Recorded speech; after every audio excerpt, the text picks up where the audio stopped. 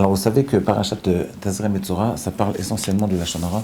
Alors, regardez Rabbi Yosef, il y a plusieurs façons d'aborder la Lashon Hara. Ou bien on va leur dire, il y a l'ilchot de Shmirat HaLashon du Chafetz Chaim. Bon, mais je ne vais pas rentrer là-dedans, parce que moi, je pense qu'on peut analyser... En fait, le problème de la Lashon Hara, c'est le problème de Midot, vous êtes d'accord? C'est le problème de Midot. En fait, si tu arrives à élever ton niveau de Midot, de bonne Midot, alors même la Lashon Hara, tu en feras moins. Vous comprenez ce que je veux dire? Il y a deux façons de traiter un problème. Ou bien on essaie de traiter au coup par coup, j'essaie de ne pas me parler, je me retiens, et ça crée une frustration. Ou bien on s'élève.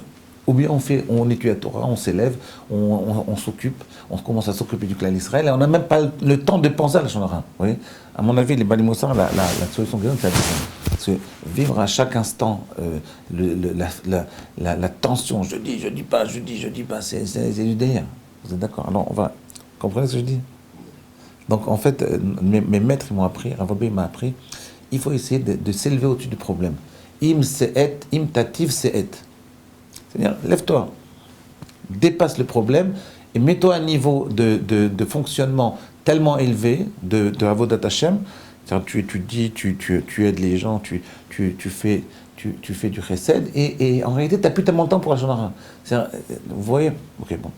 Donc, qu'est-ce qui va m'intéresser pendant ces prochains jours, mes prochains cours-là, pendant toute cette période de sphère d'homme, on va essayer, pendant une semaine, 15 jours, on va essayer de parler des midot. Écoutez bien, Yosef. Tikkun midot. Je ne sais pas si on parle encore de ça. Les rabbinim qui parlent, ils parlent de midot ou à montrer bien ça. Donc, ce que je pensais, c'est-à-dire qu'en réalité, moi, quand je vivais avec Rav Wolbe, j'avais l'impression les midot, c'est la base de la vie. Mais en réalité, maintenant, c'est out, quoi. C'est ou la lacha, ou la gemara, mais on ne parle pas de midot, quoi. Bon, on va essayer de rentrer là-dedans petit à petit, regardez. Shlomo Meller dans Michelet. Comment vous traduisez Michelet, Rabbi Yosef? C'est pas le proverbe? Les proverbes. Les proverbes, ouais, c'est ça, les proverbes. Je pense que c'est les proverbes. Alors, il dit comme ça, dans le deuxième verset, je ne me rappelle plus très bien quel est le verset, mais il nous dit que l'homme, il a trois cerveaux. Il a trois cerveaux. Il a un cerveau conceptuel, d'accord? C'est le cerveau des gens très intelligents, qui ont ce cerveau très développé, ils sont tout le temps dans les concepts. Et avec ce cerveau, en général, les gens ne progressent pas. Parce que c'est un cerveau qui est trop philosophique et donc ils ne progressent pas du tout dans leur vie de tous les jours. Ils ne deviennent pas des gens plus métoukanim, c'est-à-dire des êtres meilleurs. Par le cerveau philosophique, on ne devient pas. Si on n'utilise que ce cerveau, on ne devient pas. On ne s'améliore pas. Le deuxième cerveau, qui est le cerveau qui est pragmatique, le cerveau maassi, qui est le cerveau des actes quotidiens de la vie, même avec ce cerveau, on ne progresse pas. C'est marrant parce qu'on aurait pu penser qu'avec ce cerveau, on progresse d'Afka. Mais on ne progresse pas avec ce cerveau-là. Donc vous savez pourquoi? Je vous donne un exemple. Regardez une infirmière. Elle connaît très bien la médecine, pratique. Mais elle ne sera jamais docteur, elle ne sera jamais médecin. Pourquoi? Parce qu'il lui manque les concepts. Donc elle est très dans la pratique. Et c'est exactement pour cette maladie, il faut donner ça, pour cette maladie, il faut donner ça. Mais elle ne sera jamais médecin. Parce qu'elle n'a pas assez d'élévation par rapport à la connaissance de la médecine pour pouvoir prétendre à faire un diagnostic. D'accord? Mais en réalité, quel est le cerveau qui fait que l'homme progresse? C'est le cerveau du milieu, qu'on appelle le cerveau émotionnel. C'est le cerveau de Moach Hamidot. C'est le Moach, c'est le cerveau qu'on appelle émotionnel, qui est en réalité le cerveau des Midot. C'est celui-là qui permet à l'homme de fonctionner. Alors, comment on fait pour arriver à transformer son être? Alors, vous étudiez à Torah, vous faites les mitzvot, et vous ne bougez pas pendant 20 ans, 30 ans, 40 ans, 50 ans, vous restez la même personne. Donc, la Torah n'a pas eu d'impact sur vous. Comment est-ce possible? Pourquoi la Torah n'a pas d'impact sur nous? Très souvent, les gens qui étudient la Torah au début, ou qui se mettent à faire le mitzvot, ils voient tout de suite, ils se transforment. Mais après 3-4 ans, ça stagne. Et même des fois, même une baisse. Ils ne comprennent pas pourquoi, en réalité, moi je pensais que je vais faire les mitzvot, je vais faire la Torah va me purifier. Et bien on voit que non. En réalité, la Torah te purifie, mais au bout d'un moment, ça s'arrête. Pour quelle raison? Alors, le Rav Israël, il explique, il dit parce qu'en réalité, la Torah, ou même les cours de Torah dans lesquels vous allez, même les cours de Torah sur Espace Torah, en réalité, il faut apprendre à les méditer. Il faut apprendre à ce qu'on appelle en hébreu les hitbonen. Il faut apprendre à méditer ces cours de Torah. Alors, qu'est-ce que ça veut dire méditer? C'est-à-dire, il faut apprendre à écouter d'une telle façon que ces cours de Torah vont m'imprégner, vont avoir une influence sur moi. Et c'est ça le plus difficile. C'est comme ça qu'un homme, il change ses midot. Mais comment on fait ça? Rabbi Yosef, est-ce que vous avez une idée? Comment on fait pour s'imprégner des textes qu'on étudie? Parce que en réalité, la différence entre un grand homme et un homme moins grand, quelle est la différence entre Rav Steinman et un autre Talmid Chacham immense, du même niveau que lui? C'est que Rav Steinman, il s'est imprégné de sa Torah, et l'autre s'est moins imprégné de sa Torah. Donc en réalité, il y a un secret ici. Comment s'imprégner de la Torah? Alors Rav Israël Salanter, dans Guéret à Moussar, il donne une phrase exceptionnelle que la plupart des gens ne comprennent pas. Il dit, comment on fait pour méditer sur les textes de Torah? Il faut apprendre à s'imprégner de comment on fait pour s'imprégner, il faut les élargir. Alors, il dit, tzarich le'achiv otam, les élargir. Qu'est-ce que ça veut dire les élargir? Alors nous on pense, moi j'ai toujours pensé pendant ma jeunesse, c'est que les élargir, c'est les approfondir. Mais c'est pas ça du tout. C'est pas du tout les approfondir. Écoutez bien, vous allez voir, c'est très intéressant. En réalité, c'est pas les approfondir. Vous voulez qu'on donne la réponse demain? Non.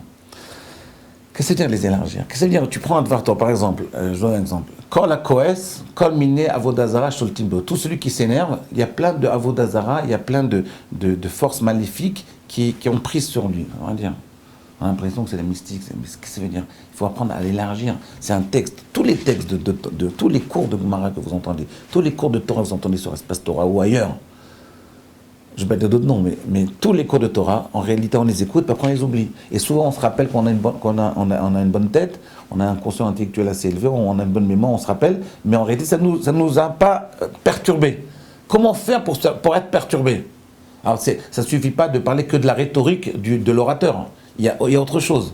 Même un orateur qui a beaucoup de puissance, si vous restez froid à son enseignement, ça ne marchera pas. Alors, les textes, on dit qu'il faut étaler, les archives. Qu'est-ce que ça veut dire les archives? Alors, nous, on pense plutôt, c'est approfondir le texte. C'est pas du tout ça. C'est surtout pas ça. Ça, c'est une grande erreur de penser qu'il faut approfondir. Ouais, les gens qui n'ont pas eu de rave, même les gens qui ont un haut niveau de Torah, mais qui n'ont pas eu de rave, un vrai rave, ils pensent qu'il faut juste approfondir. J'approfondis. Je fais du yon et je compare ça avec d'autres textes et tout, ça n'a aucun intérêt. C'est du baratin, ça sert à rien. Ça peut-être, ça va vous servir un peu, mais c'est pas ça le sujet. C'est hors sujet. Alors comment on fait? Alors écoutez bien.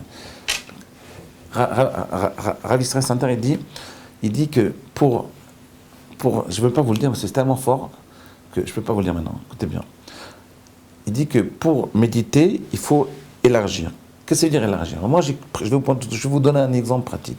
Mais quand on fait du pain, comment on fait du pain? Comment le boulanger fait du pain? Il prend une pâte, une boule de pâte, il prend un rouleau de pâtisserie, et il étale, il appuie sur la pâte, et il est marqué vota. Il étale la pâte sur la table. Vous êtes d'accord, Rabbi Yosef? Donc, c'est ce qu'on fait quand on approfondit, on prend un rouleau de pâtisserie, et on étale l'enseignement de Torah. Mais pour étaler un enseignement, il faut qu'il y ait une table. Si vous faites sur de l'air, ça ne s'étalera pas. Si vous approfondissez sur le vide, ça ne s'étalera pas. Donc en réalité, il faut un contrat, une table pour pouvoir appuyer dessus. Comme ça, si vous appuyez dessus et il y a une table, ça s'étale sur la table. En réalité, la table, qu'est-ce que c'est la table? Quelle est la métaphore de la table? La table, c'est notre vie à nous. C'est notre histoire. Oui. Rav Dessler disait que ça ne sert à rien d'enseigner le moussar aux enfants, à l'Yeshiva Ktana, aux adolescents, aux jeunes adolescents. On dit pourquoi? Il dit parce que vous n'avez pas d'histoire. Ils voient la vie en noir et blanc. Ils n'ont pas d'histoire sur laquelle faire vibrer, sur laquelle faire briller votre enseignement. C'est-à-dire qu'en réalité, un enseignement de Torah, il doit se réfléchir sur ma vie, sur mes expériences de vie, sur mon histoire. Et la plupart des Baï Tchouva, qu'est-ce qu'ils font? Ils se disent, maintenant j'ai fait Tchouva, les rabbinim m'ont dit, mon histoire, toute ma vie maintenant, j'ai fait plein d'avérotes, donc je l'annule, elle n'existe plus. Et donc le type, il se retrouve à 20 ans, 22 ans, il n'a plus d'histoire, il se retrouve avec des Vartora qui n'ont pas sur quoi s'appuyer, et ils ne peuvent pas approfondir, ils ne peuvent pas progresser. Donc on ne peut progresser que sur une histoire de vie. Si vous n'avez pas de vie, si vous faites un déni sur votre vie passée, vous ne pouvez pas comprendre les paroles de Torah. Un homme peut comprendre les paroles de Torah s'il les applique, s'il les met en contradiction, ou même s'il les met en indication, en réflexion, par rapport à ta vie privée, par rapport à ton histoire intime même. Comprenez ce que je veux dire? C'est comme ça qu'on arrive à faire prendre conscience des paroles de Torah. Réfléchissez à ça, on continue demain.